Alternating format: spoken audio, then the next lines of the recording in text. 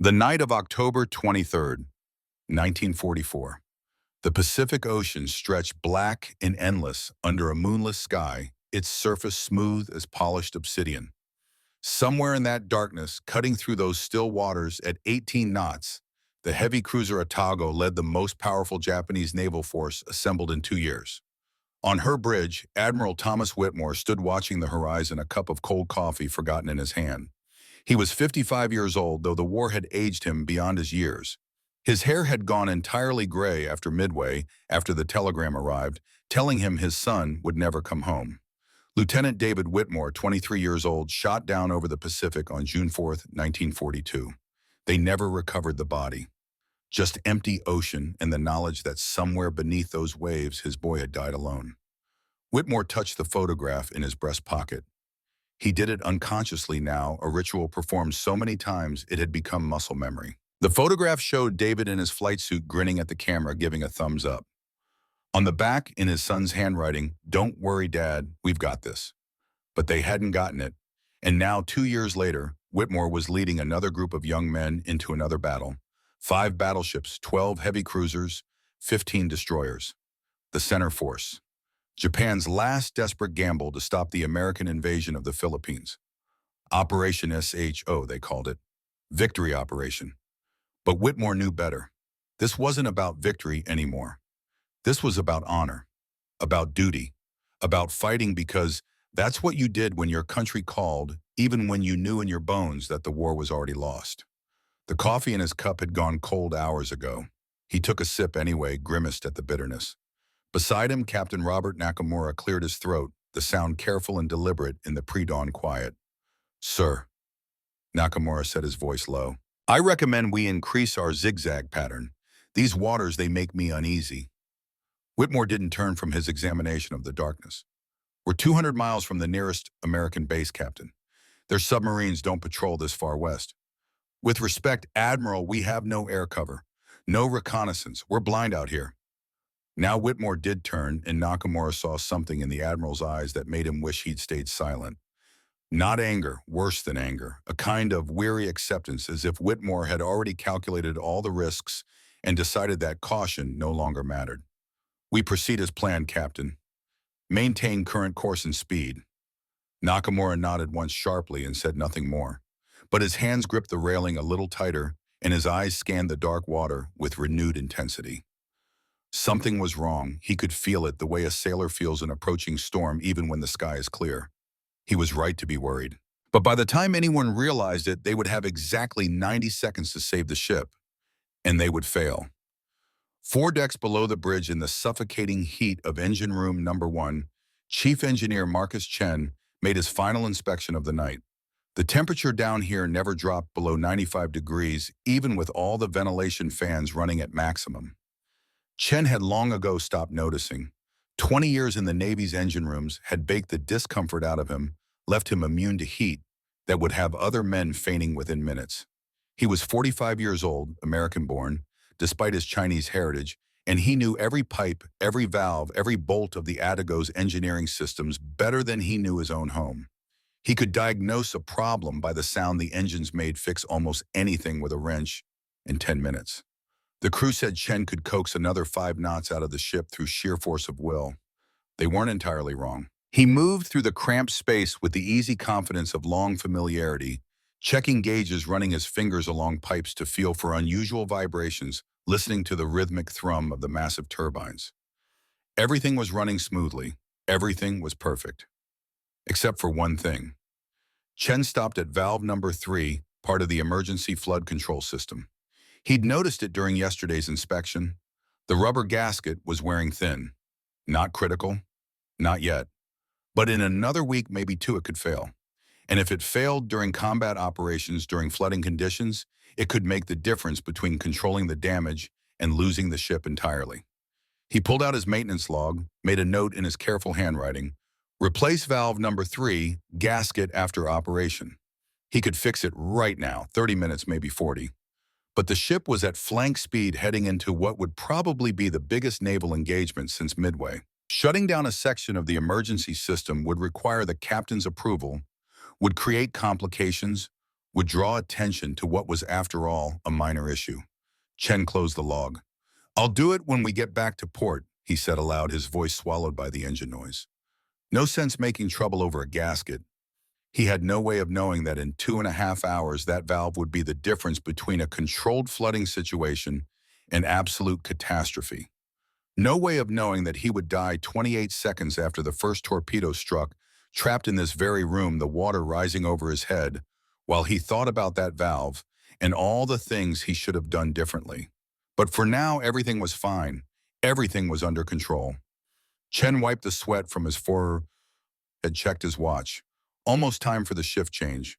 Almost time to head topside for a few minutes of cool air before the sun came up. He took one last look around his engine room, his domain, the mechanical heart of the ship he'd served on for 8 years. Everything in its place. Everything running smoothly. Perfect. On the berthing deck, in a space barely large enough for a cot and a footlocker, Ensign James Foster sat with a pencil and a piece of Navy stationery trying to find the words. They called him Jimmy. Everyone called him Jimmy. He was 19 years old from a wheat farm outside Hutchinson, Kansas, and until boot camp 6 months ago, he'd never seen the ocean except in pictures. The berthing area was quiet now, most of the off-duty sailors already asleep, their breathing creating a rhythm that matched the gentle rock of the ship cutting through calm seas. A single dim bulb provided enough light to write by, but Jimmy had to squint to see the paper clearly. He'd started 3 letters, already crumpled them up, started again. This one felt right. This one felt true. "Dear Mom," he wrote, forming each letter carefully.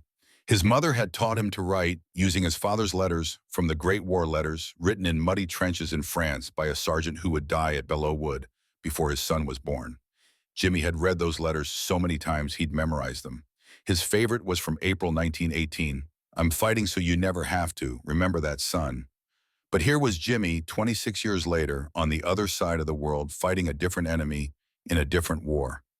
History repeating itself the way his mother had feared it would the day he enlisted. "Tomorrow we sail into history," Jimmy wrote.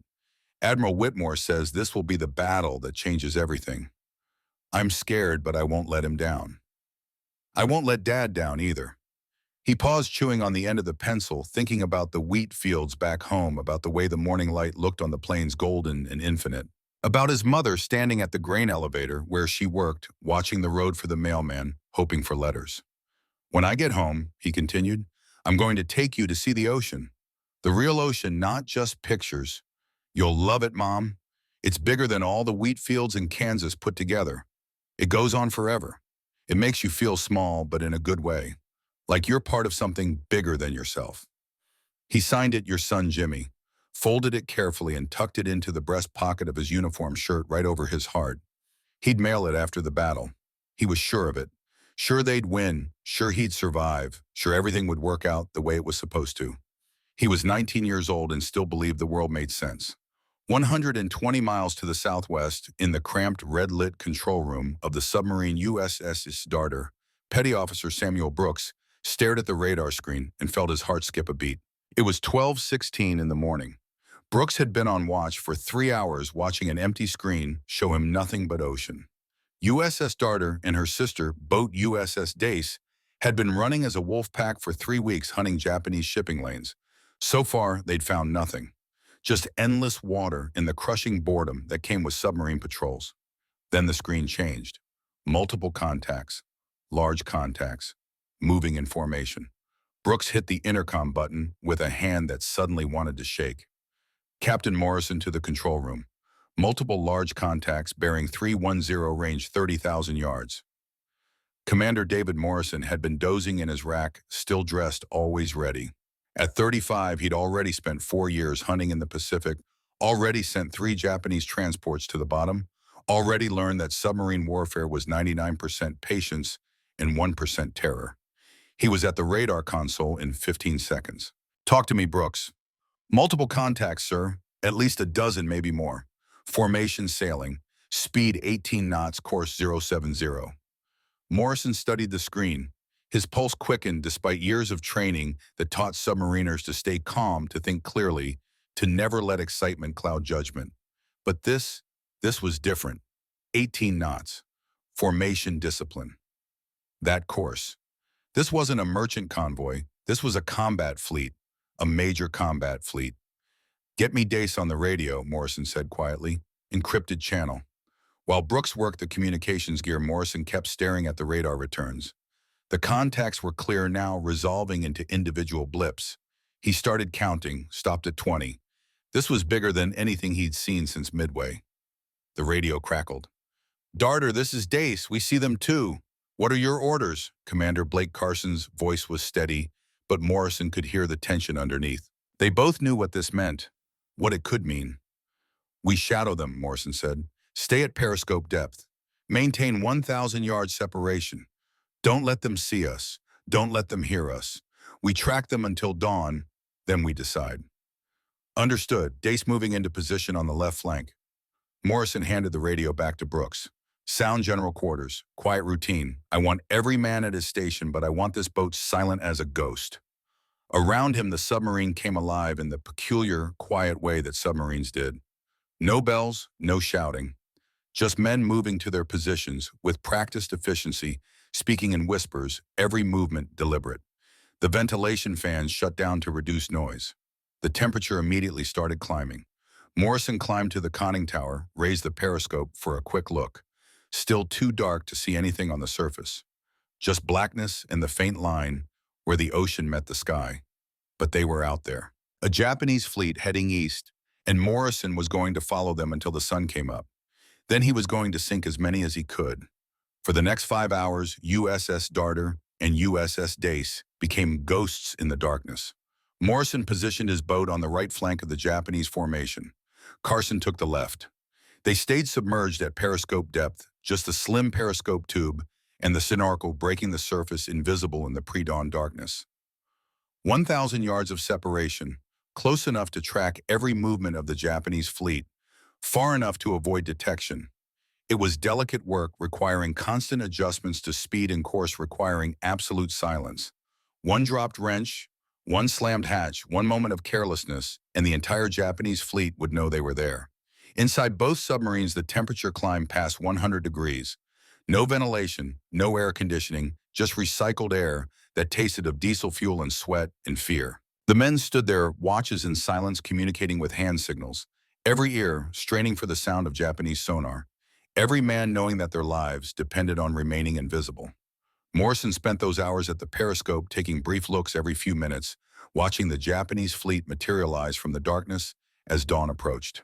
He could make out individual ships now, destroyers on the flanks, cruisers in formation, and in the center the massive silhouettes of battleships. This was the biggest target any American submarine had encountered in 2 years. If he could get in close, if his torpedoes worked, if everything went perfectly, he could change the course of the war. At 5 a.m., with the eastern sky beginning to lighten from black to deep blue, Morrison finally saw his target clearly.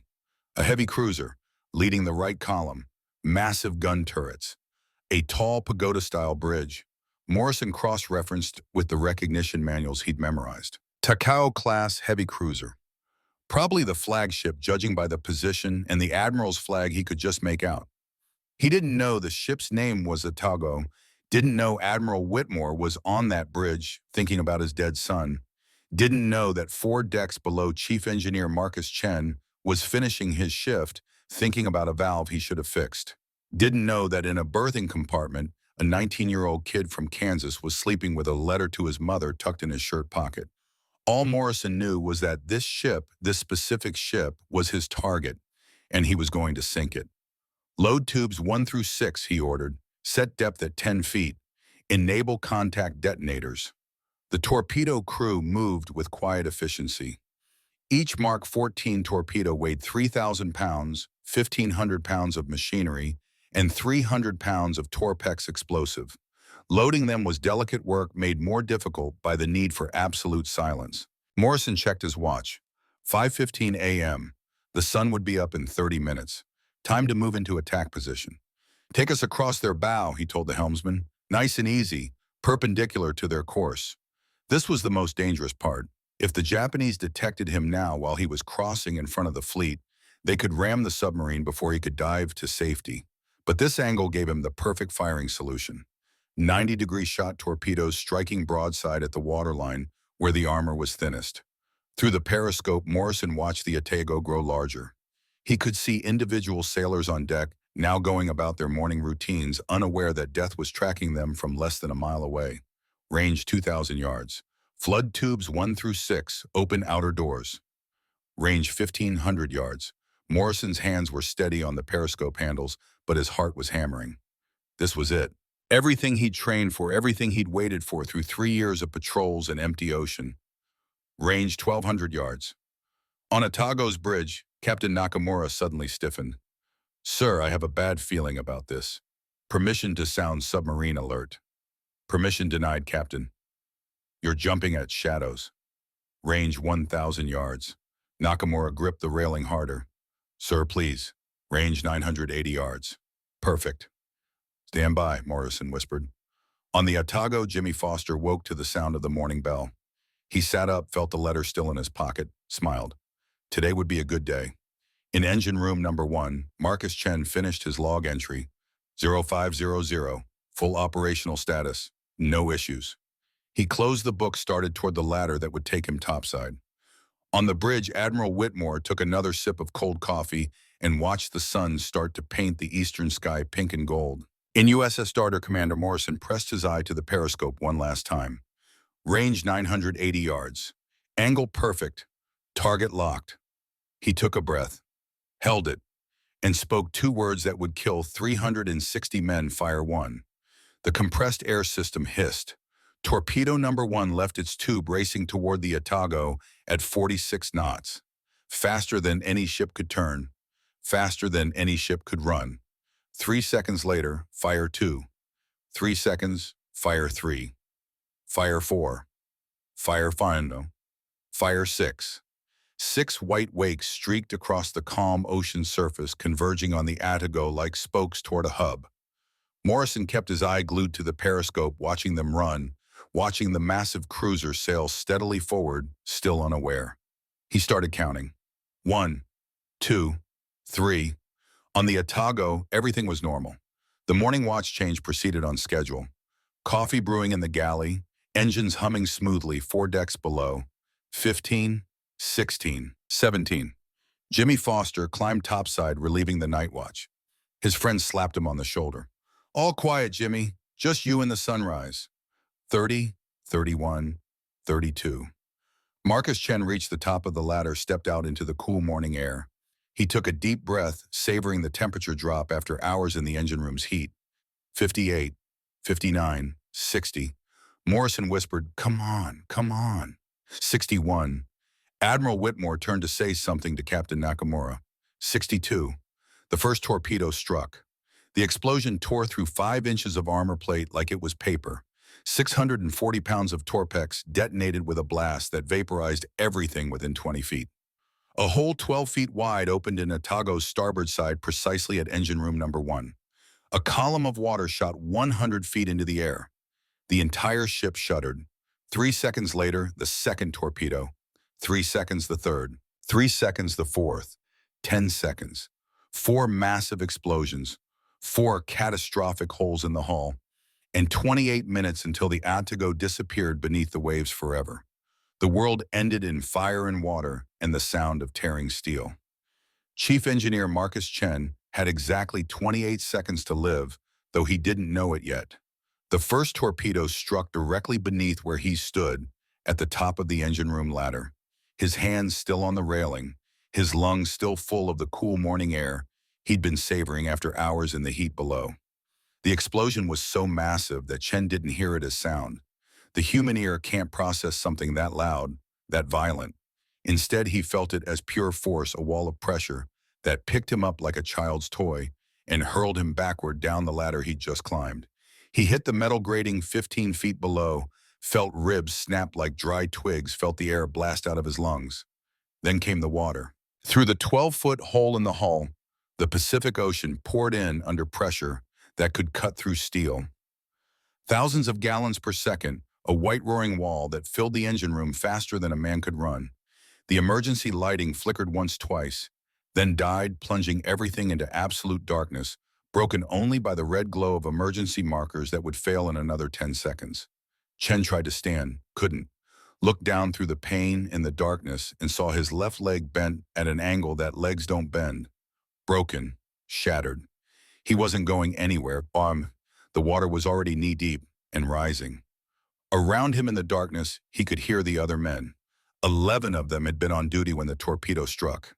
He heard them screaming, shouting, scrambling for the exit ladder. Heard them climbing over each other in their panic to reach the hatch 40 feet above.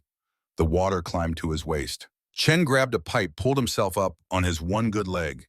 The pain in his ribs made him gasp, made black spots dance in his vision.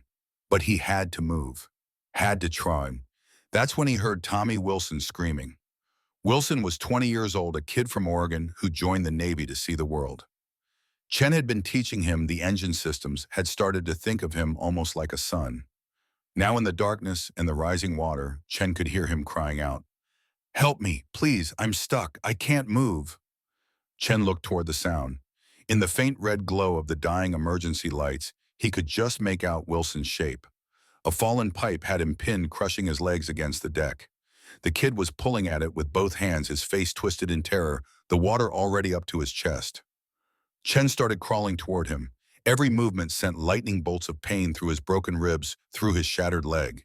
He got 3 feet, 5 feet. The water was chest deep now, the current from the gaping hole in the hull threatening to sweep him away. Wilson saw him coming. Chief, please, I don't want to die down here, please." Chen pulled himself another 2 feet, 5 feet away now. The water reached his chin. He had to tilt his head back to breathe. Wilson's screams turned to gurgles as the water reached his mouth. His eyes went wide, terrified, fixed on Chen's face. Begging, pleading. Chen was still 3 feet away when the water covered Wilson's face.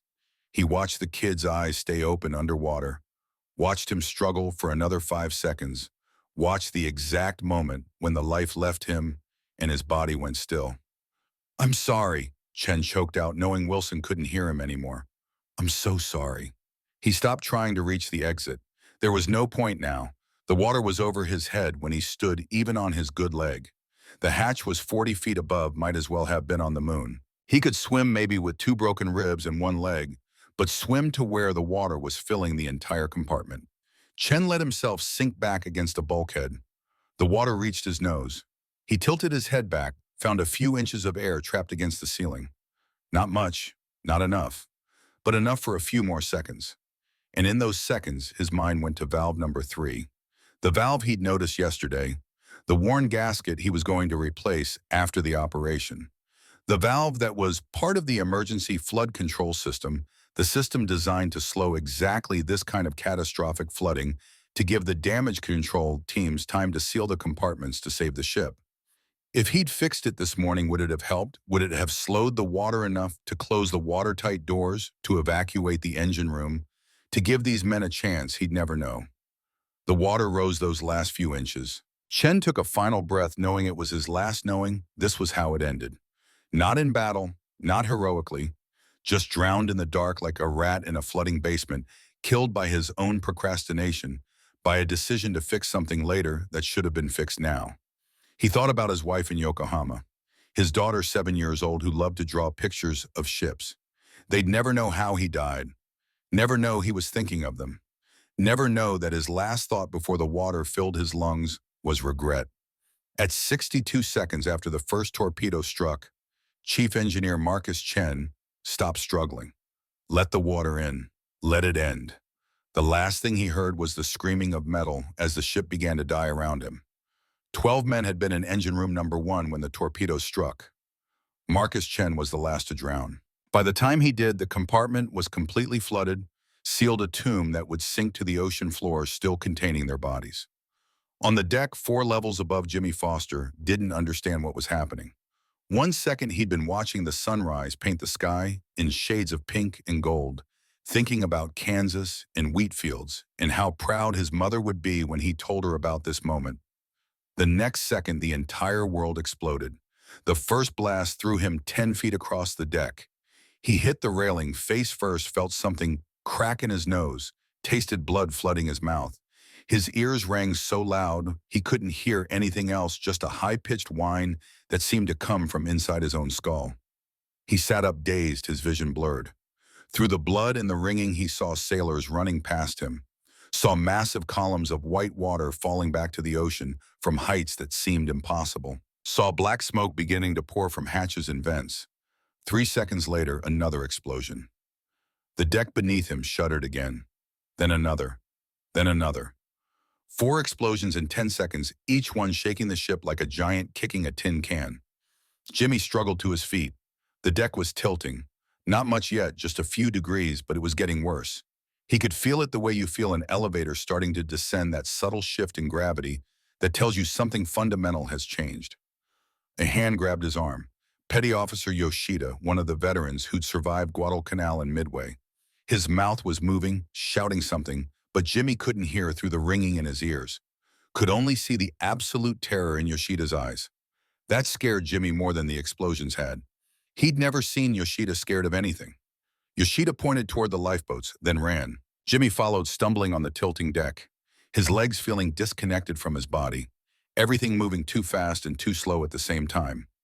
More sailors poured up from below decks. Some of them burned their skin, blackened and peeling. Some helped each other, dragging injured shipmates. Others just ran blindly, panic overriding training. Jimmy looked around, trying to understand. They weren't under air attack. No planes in the sky, they weren't being shelled. No gun impacts, no whistling of incoming rounds. What was happening? Then through the smoke and confusion he saw it. 300 yards away, barely visible above the surface. A triangular shape cutting through the water. A periscope. Submarines. They'd been torpedoed. The understanding hit him like a physical blow. Somewhere beneath those calm waters, an American submarine had just fired torpedoes into Atago, into his ship, into his home for the past 6 months. And from the way the deck was tilting, from the amount of smoke pouring from below, those torpedoes had done terrible damage. Jimmy ran to the starboard side, looked over, saw oil spreading across the water. Thick black oil creating a slick that caught the morning light and turned it into ugly rainbow patterns. A lot of oil, which meant the fuel tanks were ruptured, which meant the ship was bleeding to death. The tilt increased. 10 degrees now, objects started sliding across the deck. A toolbox skittered past Jimmy's feet. A coil of rope unraveled as it slid. A sailor lost his footing, went down, slid 20 feet before catching himself on a cleat. Alarms were sounding now, but they were wrong, confused. Fire alarm, flooding alarm, general quarters.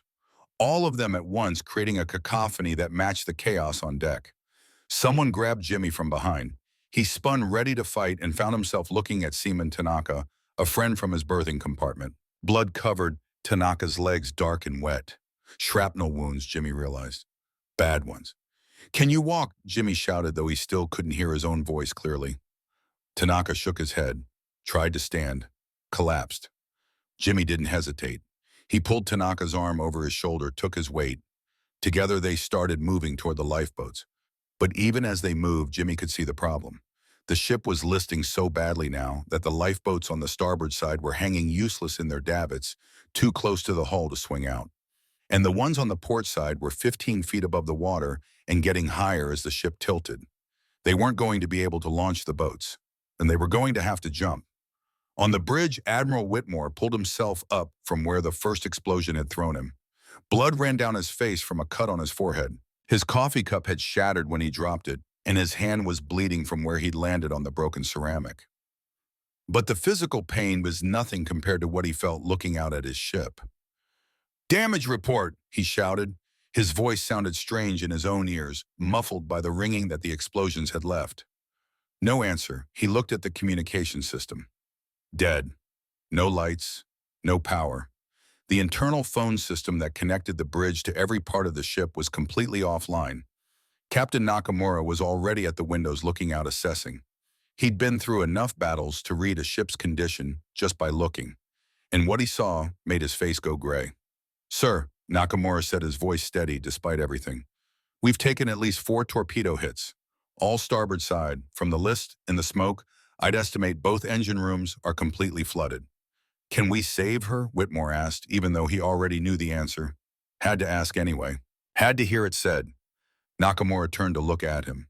"Sir, we have minutes, not hours, minutes. The damage control teams..." He paused. "The damage control teams were stationed in the engine rooms. They're gone. Whitmore felt the deck tilting beneath his feet, watched through the windows as his crew scrambled on the canting deck below. 700 men, his responsibility, his command. How long? He asked quietly. 10 minutes. Maybe less. The list is accelerating him. 10 minutes. Whitmore thought about his fleet, the battleships Yamato and Musashi, depending on his leadership, the destroyers looking to him for orders, the entire center force needing coordination, needing command. If he stayed with Atago, if he went down with his ship the way tradition demanded, the whole operation would collapse. But if he abandoned ship, saved himself while his men died, how could he live with that? He looked at Nakamura and saw an understanding in the captain's eyes. This wasn't just about tradition or honor. This was about the mission, about the thousands of other sailors in the fleet who needed a commander.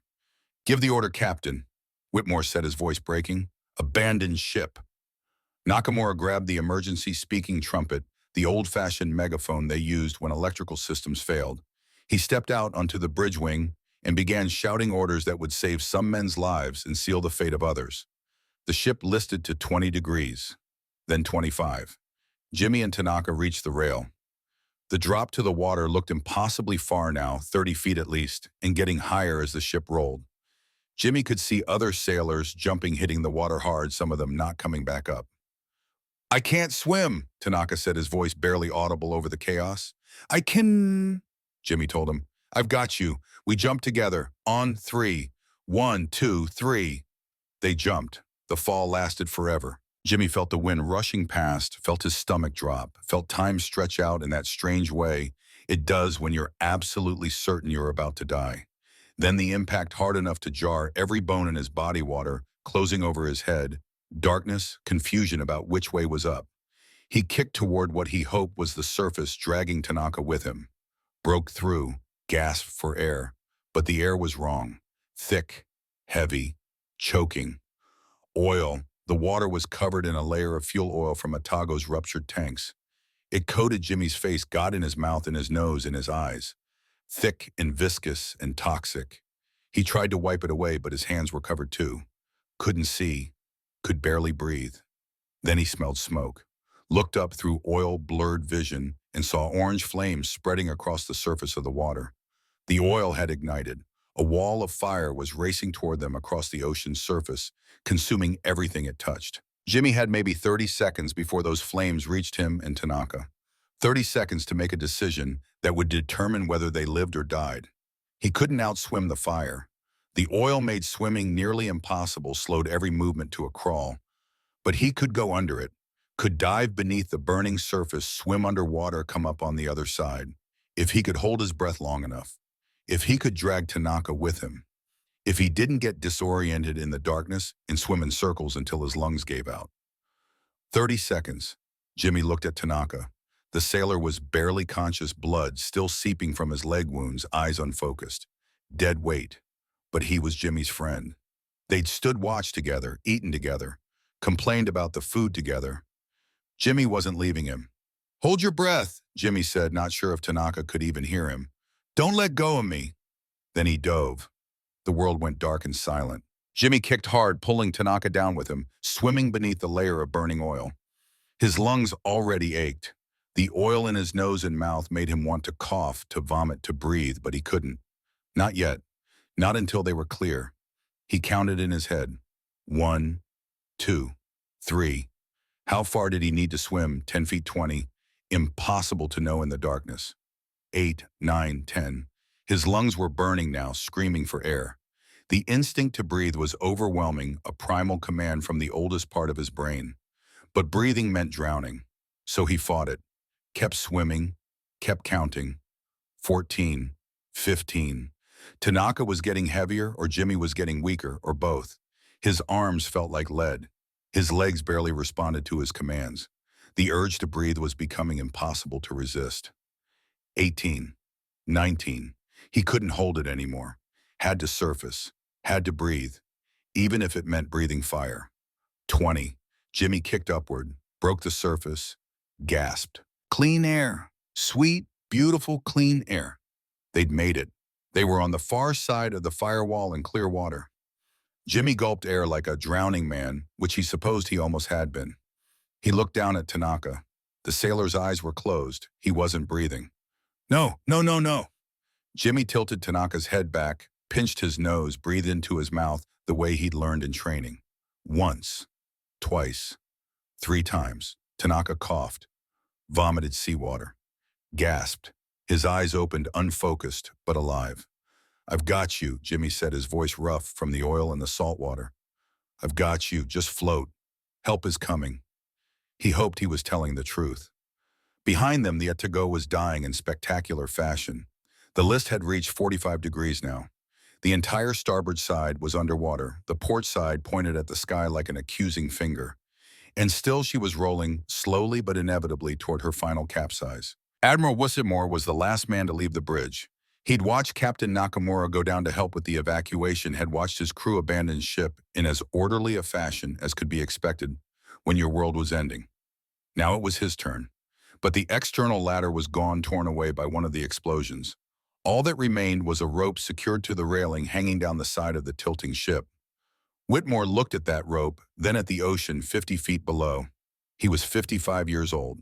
He had 3 cracked ribs from being thrown across the bridge. His hands were bleeding, and he was expected to climb down a rope like some kind of acrobat. He had no choice. Whitmore gripped the rope. It was slick with oil and seawater. His injured hands screamed in protest, but he swung his legs over the railing and started lowering himself hand over hand, trying not to think about the drop, about what would happen if he fell. His arms shook with the effort. 20 years since he'd done anything like this. His hands were slipping. The rope burned his palms, adding new injuries to old. Halfway down, his left hand gave out. Whitmore fell 15 feet, slammed into the ship's hull. Felt more ribs crack, then hit the water. He sank like a stone. No life vest. Weighted down by his uniform and boots. Injured. Disoriented. He kicked weakly, trying to swim, but couldn't tell which way was up. Then hands grabbed him. 2 sailors already in the water pulled him to the surface, held him up while he coughed and vomited seawater. Sir, we've got you. Just float. We've got you. Whitmore looked up at his ship through eyes blurred with oil and salt. Atago was on her side now, 60 degrees 70, still rolling. This was his fault. He'd led them here. He'd refused to increase the zigzag pattern. He'd dismissed Nakamura's concerns. He'd sailed blind into submarine-infested waters because he was so focused on the mission that he'd forgotten the first rule of naval warfare: survive long enough to fight. 360 men were going to die because of his decisions. And he was going to live. Was going to survive while they drowned in the dark or burned in the oil or went down with the ship. The guilt was worse than the physical pain. Worse than the cracked ribs or the bleeding hands or the exhaustion. He'd failed them. Failed his duty. Failed everything. Above him, Atago rolled past 90 degrees, capsized completely. Her bottom pointed at the sky, her keel a dark line against the pink dawn light. She hung there for a long moment as if the ship itself was refusing to accept its fate. Then the bow dipped down. The sound was like nothing Whitmore had ever heard. Metal screaming as bulkheads collapsed under the pressure. Air exploding from every opening in massive bubbles that burst on the surface like depth charges going off in reverse. The groan of 13,000 tons of steel dying. The Atago slid beneath the surface. Slowly at first, almost gracefully. Then faster. The water reached the bridge where Whitmore had stood just minutes before, covered the gun turrets, swallowed the tall pagoda mast. At exactly 6 o'clock in the morning, October 24th, 1944, the bow disappeared beneath the waves. She sank for 4,200 meters, down through layers of water that got darker and colder and more crushing with every foot. At 1,000 meters, the water pressure began collapsing, compartments imploding them with sounds like thunder that echoed through the deep. At 2,000 meters, the hull began to buckle. At 4,000 meters, she hit the bottom of the Palawan Passage and came to rest inverted in the eternal darkness of the deep ocean floor. From first torpedo strike to complete sinking, 28 minutes. 360 sailors died with her. Marcus Chen and Tommy Wilson in engine room number 1. Dozens more trapped in other flooded compartments. Others who drowned in the burning oil. Others who simply disappeared, claimed by the sea in ways that would never be known. 700 survivors floated in the water, clinging to debris, to each other, to hope, waiting for rescue that would come for some, but not for all. Jimmy Foster floated among them, keeping Tanaka's head above water, watching his ship sink, trying to understand how everything had changed so fast. 1 minute watching a sunrise, the next minute watching his entire world disappear beneath the waves. And 980 yards away, still at periscope depth, Commander Morrison watched through his eyepiece. Watched the massive cruiser roll over and sink. Watched the oil burning on the surface. Watched the tiny figures of men struggling in the water. "We got her, sir," his executive officer said quietly. "Clean kill." Morrison said nothing, just kept watching the men in the water.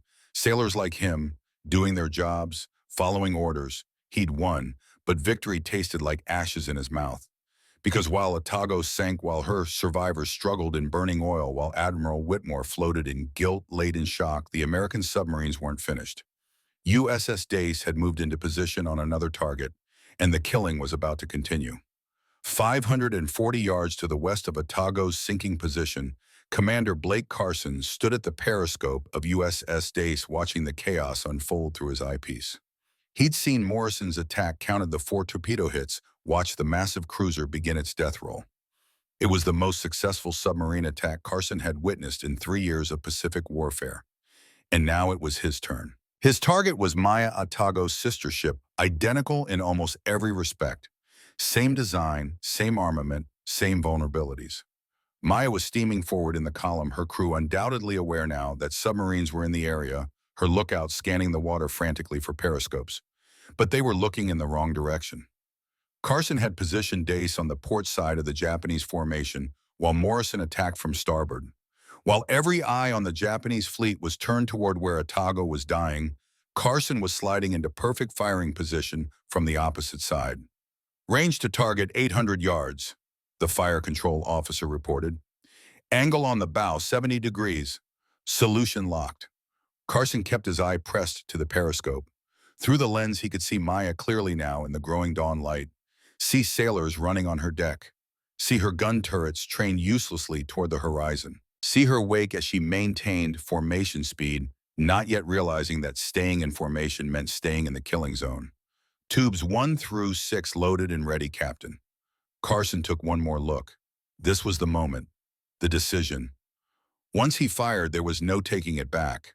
Once those torpedoes left the tubes, 600 pounds of explosive would be racing toward a ship full of men who had no idea they had seconds left to live. But this was war. This was what he'd trained for, what America needed him to do. Fire 1, the compressed air hissed. The submarine shuddered slightly as the first torpedo left its tube.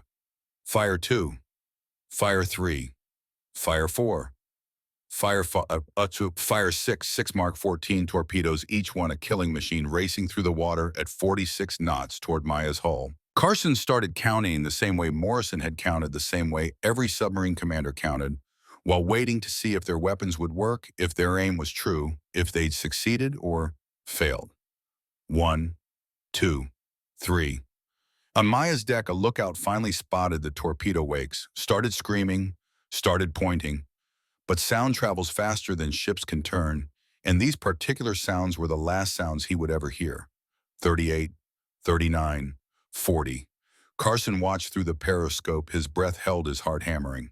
46, 47, 48. The first torpedo struck Maya amidships. White column of water, deep bass boom that Carson could hear even through the submarine's hull. 3 seconds later, the second torpedo, then the third, then the fourth. 4 hits, just like Morrison. Perfect shooting. But then something happened that nobody expected.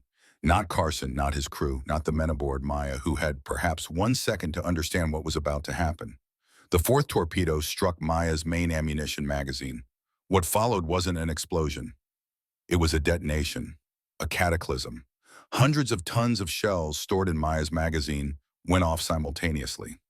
The ship didn't just explode, it erupted. A column of fire shot 300 feet into the air, a pillar of flame and smoke that turned the dawn sky orange. The shock wave rippled out across the water, rocking Dace even at 500 yards distance, rattling instruments, throwing men against bulkheads. Through the periscope, Carson watched in stunned horror as Maya simply ceased to exist as a coherent vessel. The midsection where the magazine had been just vanished in the fireball. The bow and stern separated each section, beginning to sink independently, each one dragging men down with it. Jesus Christ, someone whispered behind Carson. The entire sequence from first torpedo impact to complete disintegration took 90 seconds. There was no time to abandon ship, no time to launch lifeboats, no time to do anything except die. 336 sailors died instantly vaporized in the magazine explosion, or killed by the shockwave, or drowned when the two halves of the ship sank like stones. Only 336 survived, and only because they'd been on the upper decks far enough from the magazine to be blown clear of the ship rather than killed by the blast. Carson stepped back from the periscope. His hands were shaking. He'd sunk ships before. 3 merchantmen, 1 destroyer. But he'd never seen anything like this. Never seen a ship just disintegrate, never killed so many men so quickly. "Take her down to 300 feet, he said, his voice rough. "Rig for depth charges. The destroyers will be coming." As day slipped into the deep water seeking safety in darkness, Carson thought about the men on Maya. Thought about how they'd woken up this morning thinking it was just another day. How they'd never see another sunset, never write another letter home, never laugh or cry or feel the sun on their faces again. He'd done his job. He'd done what America needed him to do. But he would see Maya's fireball in his dreams for the rest of his life. While Maya was dying in fire and Atago's survivors were struggling and burning oil, a third tragedy was unfolding. The 2 torpedoes that Morrison had fired at Atago and missed hadn't just disappeared into the empty ocean. They'd kept running their motors, pushing them forward at 46 knots, their primitive guidance systems keeping them on course, searching for a target. And they found one. The heavy cruiser Takao, third ship in the column, never saw the torpedoes coming. Her crew was focused on the chaos around them, on Atago capsizing to starboard, on Maya exploding to port, on the submarines that seemed to be everywhere and nowhere at once. The 2 torpedoes struck Takao's stern within seconds of each other. The explosions destroyed both propeller shafts, shattered the rudder, wrecked the steering gear. Thousands of tons of seawater began pouring into the aft compartments. But unlike her sister ships, Takao didn't sink. The torpedoes had missed the engine rooms and the magazines. The damage was severe, crippling, but not immediately fatal. She went dead in the water, listing helpless, but still afloat. Captain Takahashi stood on Takao's bridge, assessed the situation with the cold calculation of a veteran officer, and made the only decision he could. All engines stop, begin damage control, prepare to withdraw to Brunei. Takao would limp back to port escorted by 2 destroyers moving at 3 knots, taking 4 days to cover a distance she'd crossed in hours on the way out. She would survive. The war would be surrendered to the British in 1945, would eventually be scrapped. But she would never fight again. Never fire her guns in anger, never sail at flank speed with the wind in her face. The American submarines had crippled her as surely as if they'd sunk her. In 15 minutes of coordinated attacks, USS Darter and USS Dace had accomplished what seemed impossible. 2 heavy cruisers sunk, 1 crippled and withdrawn, 696 Japanese sailors dead, 20% of the center force's cruiser strength eliminated before the battle had even begun. The cost to America: 12 torpedoes and the diesel fuel to fire them. It was by any measure the most devastating submarine attack in the Pacific War, but the true damage wasn't measured in ships or casualties. It was measured in something far less tangible and far more destructive: fear. Aboard every ship in the Japanese center force, sailors who'd watched their flagship capsize and their sister ship explode now understood something fundamental. They were being hunted by an enemy they couldn't see, couldn't fight, couldn't escape. Every shadow in the water could be a periscope. Every ripple could be a torpedo wake. Death could come at any moment from any direction, and there was nothing they could do about it. The fleet's formation, which had been tight and disciplined, fell apart.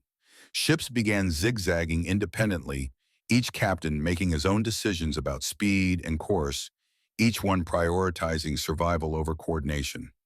The neat columns became scattered groups, sometimes miles apart, burning fuel at unsustainable rates as they increased speed from 18 knots to 24.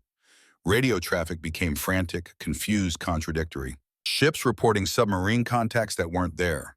sonar operators hearing torpedoes in every ambient noise. The destroyers racing back and forth, dropping depth charges on imaginary targets, wasting weapons that would be desperately needed in the battles ahead. But the worst damage was to the command structure. Admiral Whitmore was the fleet commander, the man responsible for coordinating the movements of 32 ships and thousands of men. But Whitmore was in the water being pulled aboard the destroyer, Kishinami, covered in oil, injured in shock. His staff officers, the men who planned tactics and managed communications and kept the complex machinery of fleet operations running, they were dead or scattered or struggling to survive in the burning ocean. The flagship's sophisticated radio equipment, the encrypted code books, the battle plans, the chart, all of it was 4,000 meters underwater, settling into the eternal darkness of the deep ocean floor. For 4 hours from 6 in the morning until 10, the center force had no effective command. Each ship operated independently. No coordination, no unified strategy, just fear and confusion and the desperate hope that the submarines were finally gone. They weren't. Morrison and Carson stayed in the area until noon, tracking the Japanese fleet, looking for opportunities for more attacks. They didn't find any. The Japanese ships were too scattered now, too alert, zigzagging too frantically. But their presence, real or imagined, kept the Japanese fleet paralyzed with indecision. At 7:30 in the morning, the destroyer Kishinami pulled Admiral Whitmore from the water. He was survivor number 347. 360 men were still unaccounted for, would remain unaccounted for forever. Whitmore lay on the destroyer's deck, coughing up seawater and oil. His uniform soaked his body, battered and broken. 3 cracked ribs, lacerations on his hands and face, bruises covering his torso. But alive. Around him, other survivors. Some burned their skin, blackened and peeling. Some with broken bones from jumping into the water from too great a height. One young sailor, barely more than a boy, was crying for his mother in a voice that hadn't yet finished changing. Whitmore recognized him. Ensign Foster, the kid from Kansas who always volunteered for extra duties, who was always polite, always eager to please. The admiral had approved his promotion to ensign just 2 weeks earlier.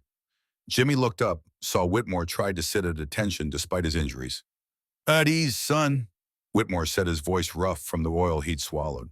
"You did good today. Saved your friend's life. That takes courage." Jimmy nodded, unable to speak. Tanaka was alive because of him. That was something. That was enough. But it didn't feel like enough. Nothing felt like enough when 360 of your shipmates were dead. Whitmore closed his eyes. But that was worse. Behind his eyelids, he saw Marcus Chen's face. The engineer who'd served faithfully for 20 years. Saw Captain Nakamura, who'd tried to warn him, who'd gone down to help with the evacuation, and might be dead for all Whitmore knew. Saw the faces of 700 men who trusted him to lead them safely, to make the right decisions to bring them home. And he'd failed them, had led them blind into submarine-infested waters, had dismissed the warnings, had prioritized the mission over the men, had forgotten that you can't complete the mission if you don't survive long enough to fight. 360 men dead because of his decisions, because of his arrogance, because he'd been so focused on avenging his son that he'd stopped thinking clearly about the living sailors under his command. The guilt was a physical weight crushing his chest more effectively than any depth charge. A medical officer approached. "Sir, you need to rest. You're injured." "No," Whitmore said, sitting up despite the pain that lanced through his ribs. "Get me to Yamato, now." "Sir, you're in no condition to move right now. Your ribs are broken, you've lost blood, you need medical attention." "That's an order, Lieutenant. The fleet needs a commander. Get me to Yamato." Because that was the thing about command, about duty, about leadership. You didn't get to quit just because you'd failed. You didn't get to rest just because you were injured. The mission continued, the war continued, and 7,000 other sailors in the center force were depending on someone to lead them. The medical officer helped Whitmore to his feet. Every movement sent fresh waves of pain through his broken ribs. But he stood. He could stand. That would have to be enough. At 10:22 in the morning, Admiral Whitmore climbed aboard the super battleship Yamato. Every step sent lightning bolts of pain through his broken ribs. His uniform was still soaked with oil and seawater, stiff and uncomfortable. His hands were bandaged where the rope had torn his palms open. Blood seeped through the white gauze. But he stood on Yamato's bridge, the highest point on the largest battleship ever built, and gave the order that would define the rest of his life. All ships resume course to Leyte Gulf. We continue the operation. His officers stared at him. Captain Nomura Yamato's commander looked like he wanted to argue. They just lost 20% of their cruiser strength. Nearly 700 men were dead. The fleet was scattered, disorganized, terrified, and Whitmore wanted to continue sailing straight into the heart of American naval power. Sir, Nomura said carefully, perhaps we should reconsider the operation, regroup, reassess our strength. We've taken significant losses before the battle has even begun. We continue, Whitmore said, his voice hard. Those men on Atago died for this mission. I won't make their sacrifice meaningless. We push forward. What he didn't say was that he was making this decision out of guilt, that he felt he owed it to the dead to finish what they'd started, that turning back now would mean admitting that 360 men had died for nothing. What he didn't say was that he knew somewhere deep in his gut that this mission was probably doomed, that even if they reached Leyte Gulf, even if they engaged the American fleet, they were sailing without air cover into waters controlled by hundreds of American aircraft. But he gave the order anyway, and the fleet obeyed. Over the next 3 days, the center force would sail into history. They would be attacked by wave after wave of American aircraft. The super battleship Musashi Yamato's sister ship would sink after taking 19 torpedo hits and 17 bomb hits, becoming the most heavily damaged ship in naval history before it finally went down. 3 more cruisers would be sunk or crippled by air attacks. And at the Battle off Samar on October 25th, Whitmore's massive battleships would face a tiny force of American destroyer escorts and escort carriers. Ships that shouldn't have stood a chance. Ships that charged the Japanese battleships in what should have been suicide attacks. Destroyers that were outweighed 10-1, outgunned 20-1, but refused to run. And somehow, impossibly, those little ships would win. Would turn back the Japanese fleet through sheer courage and desperation and a willingness to die fighting. Would convince Whitmore through their ferocity that the American fleet must be much larger than it actually was. Would make him believe he was sailing into a trap. The center force would withdraw. Operation SSHO would fail. Japan's last hope of stopping the American advance would die in the waters off the Philippines. The war would continue for another 9 months. But after Leyte Gulf, after the failure of the SHO operation, everyone knew how it would end. It was just a matter of time. But that's a story for another time. 3 days after Atago sank, Jimmy Foster sat on a cot aboard the hospital ship USS Mercy, his ribs bandaged, his burns treated, his body healing. The doctor said he'd recover fully, said he was lucky, said he'd be back to active duty within a month. He didn't feel lucky. He kept thinking about the letter. The one he'd written to his mother the night before the attack. The one he'd tucked carefully in his breast pocket, planning to mail it after the battle. It was gone. Lost somewhere in the oil-covered waters of Palawan Passage, probably disintegrated by now. The ink running the paper, dissolving his words, disappearing into the vast indifference of the ocean. His mother would never read it, would never know what he'd been thinking in those final hours before he almost died. Would never know that he'd been thinking of her, of home, of Kansas wheat fields, and the future they'd share when the war was over. A chaplain visited his bedside. Older man, maybe 60, with kind eyes and the look of someone who'd comforted too many dying sailors, who'd written too many letters to grieving families. "How are you feeling, son?" "I'm okay, sir. Just thinking." The chaplain nodded. He'd heard that before. Knew what it meant when a young sailor sat staring at nothing, lost in thoughts too heavy for his years. "Is there anything you need?" Jimmy thought about it. Thought about the lost letter, the words he'd never get to say again in quite the same way. Thought about Marcus Chen drowning in the engine room. Thought about Tommy Wilson trapped under that pipe. Thought about the 360 men who'd gone down with Atago and would never write another letter to anyone. "Paper and a pen, sir." The chaplain brought them without question, without judgment, set them on the small table beside Jimmy's cot, and left him alone with his thoughts. Jimmy stared at the blank page for a long time, trying to remember exactly what he'd written in that lost letter. Couldn't. The words were gone, lost like so much else. Maybe that was okay. Maybe he needed to write something new. Something that reflected what he'd learned in those 28 minutes between the first torpedo strike and Atago's final plunge. He picked up the pen and began to write. Dear Mom, I'm okay. I know you'll worry when you hear about what happened, but I'm okay. I lost the letter I wrote you before the battle. I don't remember everything I said, but I remember the important part. I love you, and I'm coming home. When I do, I'm going to take you to see the ocean. The real one. Not to remember the war, not to think about what happened, just to show you something beautiful. Because I've seen enough ugly things to last a lifetime, and I need to remember that there's still beauty in the world. I saved a man's life yesterday. His name is Tanaka. He can't swim. I pulled him through a wall of fire. I don't know why I'm telling you this, except that I want you to know that even when everything is terrible, even when the world is ending around you, you can still do something good. You can still save someone. 360 men died on my ship. I didn't know most of them, but they were all somebody's son, somebody's brother, somebody's friend, and they're gone now and the world is a little emptier for it. I'm not the same person who left Kansas 6 months ago, Mom. I've seen things I can't unsee, done things I can't undo. But I'm still your son. I'm still coming home. And when I do, I'm going to hug you so hard you'll have to tell me to let go. Wait for me. I'll be there soon. Your son, Jimmy. He folded the letter, addressed the envelope with hands that shook slightly, gave it to the chaplain to mail. This time he wasn't waiting until after the battle. This time he was sending it immediately. Because he had learned something important in those 28 minutes, something that would stay with him for the rest of his life. Tomorrow isn't guaranteed. The world can end in 28 minutes. So tell the people you love that you love them. Do it now. Do it while you still can. Don't wait for after the battle, because there might not be an after.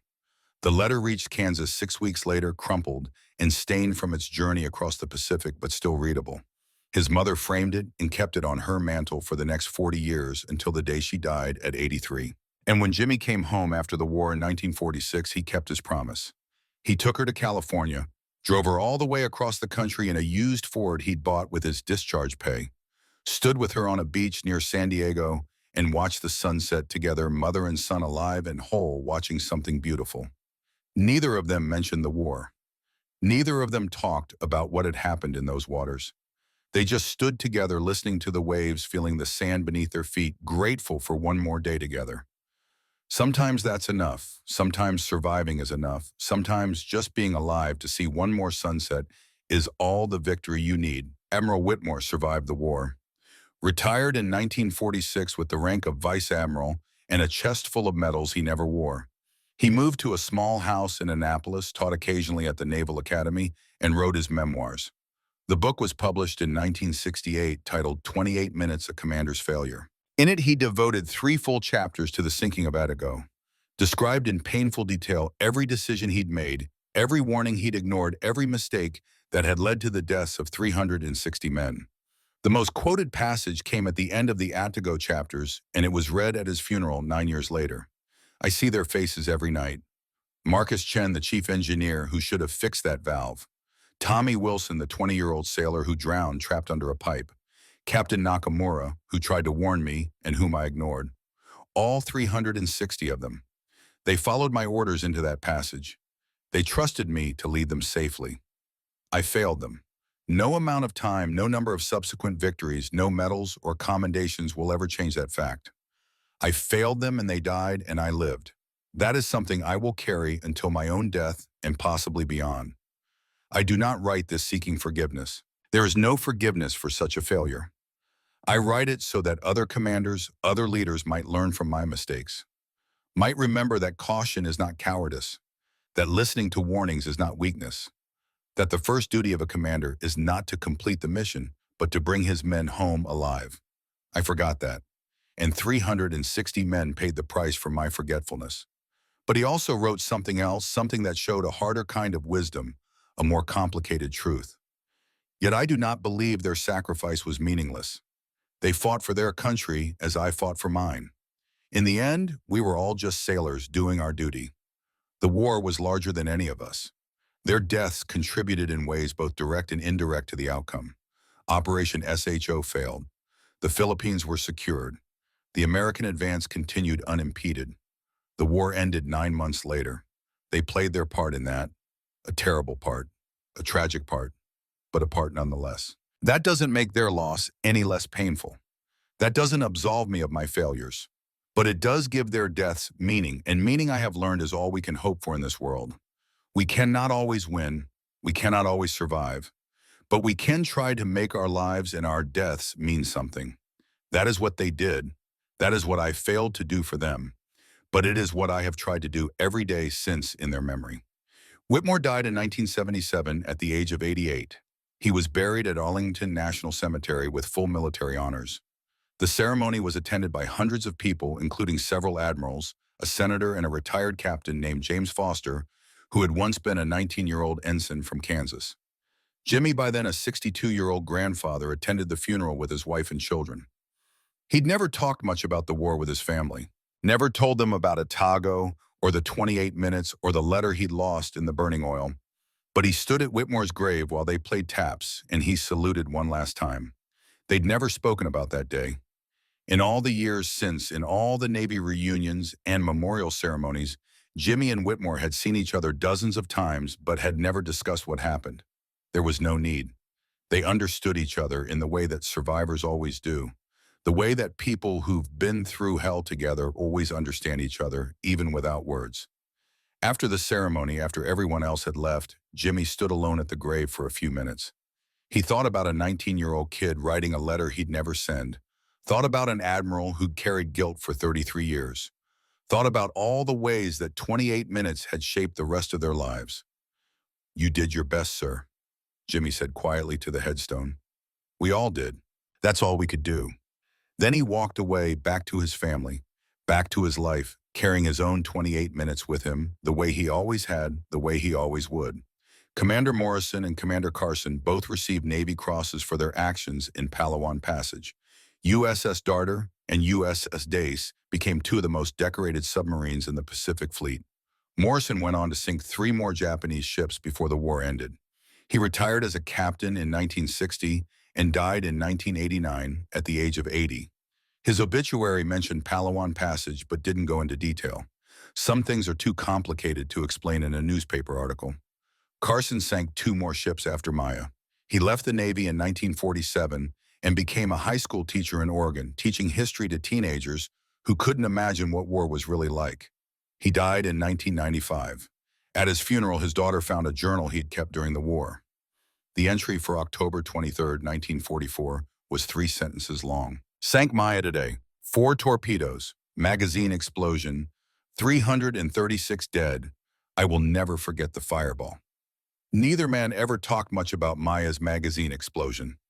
Some things are too terrible to discuss even in victory. Some images burn themselves into your brain and stay there forever, and talking about them doesn't make them go away. It just spreads the horror to someone else. In March 2015, 71 years after she sank, a research expedition led by billionaire Paul Allen discovered the wreck of Atago on the bottom of Palawan Passage. Their remotely operated vehicle descended 4,200 meters into darkness, so complete that the submarine's lights were the only illumination in a world that had known nothing but black for 7 decades. The footage they captured was haunting and beautiful in equal measure. The massive hull lying inverted bottom, facing the sky, it would never see again. The gun turret still intact, still powerful looking despite being useless for 70 years.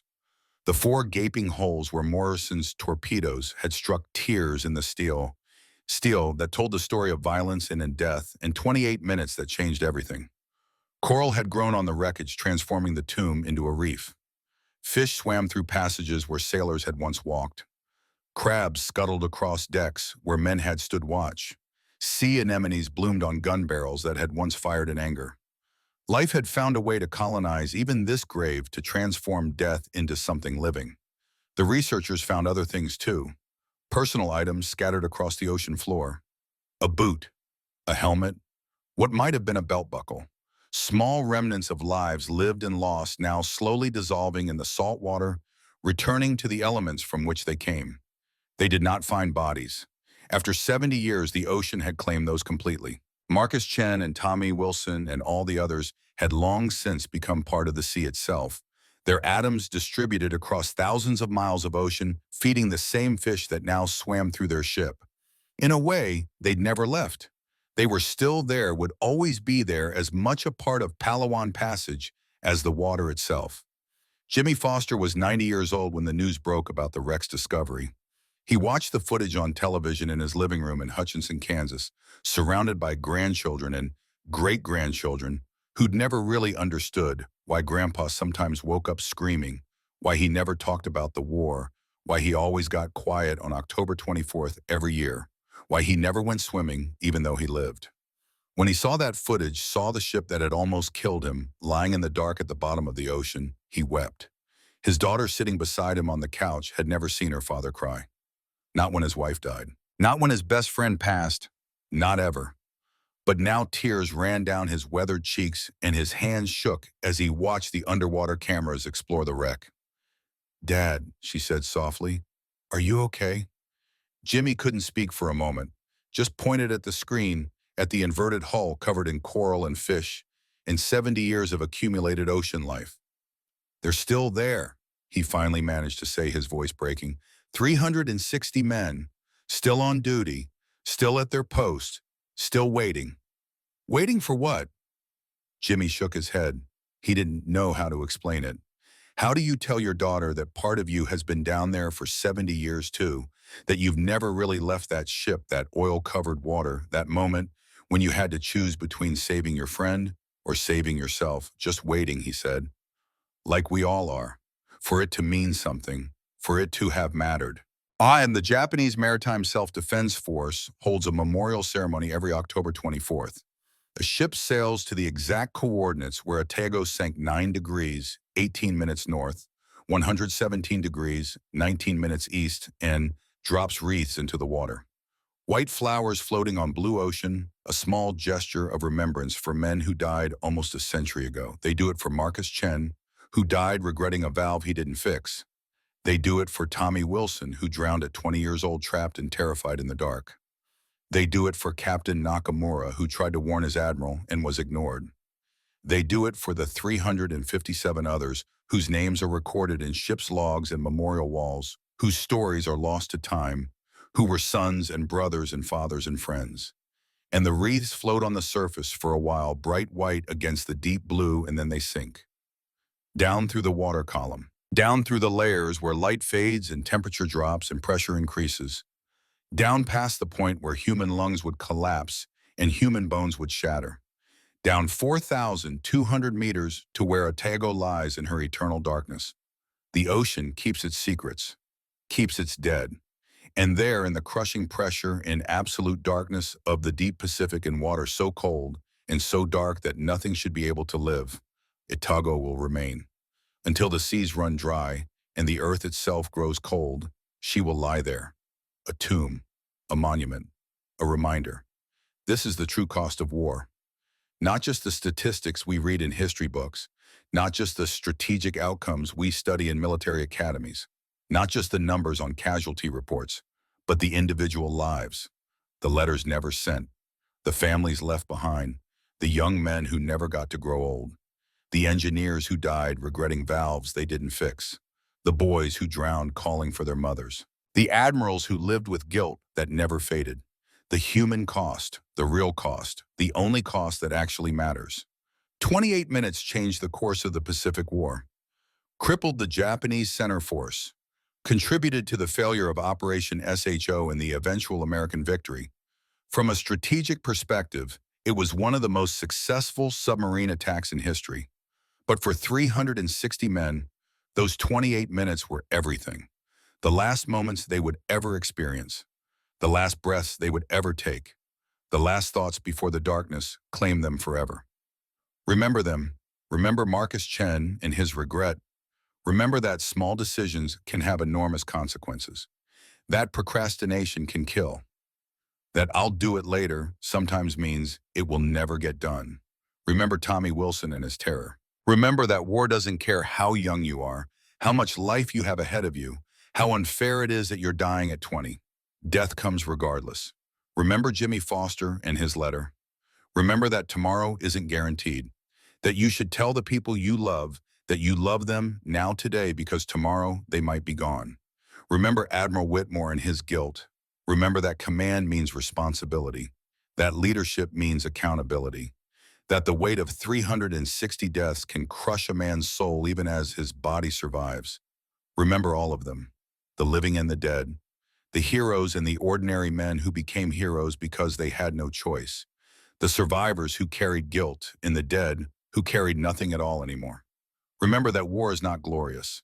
It is terrible and tragic, and the men who fight it deserve our respect, our gratitude, and our memory.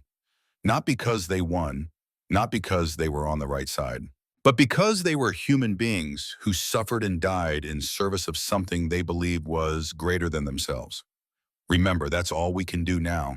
That's all we owe them, just memory, just the simple recognition that they lived, they served, they died, that their lives had meaning, that their deaths mattered, that they are not forgotten. And on October 24th every year, when the Japanese Maritime Self-Defense Force drops their wreaths into the water above Atago's grave, maybe take a moment in your own life to remember too, to honor the men who died so long ago in waters so deep, to acknowledge that their sacrifice mattered, to ensure that they are not forgotten, to understand that freedom, your freedom, my freedom, was purchased with blood. Because in the end, that's what we owe them. Not glory, not celebration, not patriotic speeches or flag-waving demonstrations, just memory. Just the acknowledgement that 360 men died in 28 minutes on October 24th, 1944. That they mattered. That they're still there 4,200 meters down in the darkness, in the cold and the crushing pressure. Still on duty, still at their posts, still waiting for us to remember. And we do remember. We will always remember. Until the seas run dry and the earth grows cold, we remember.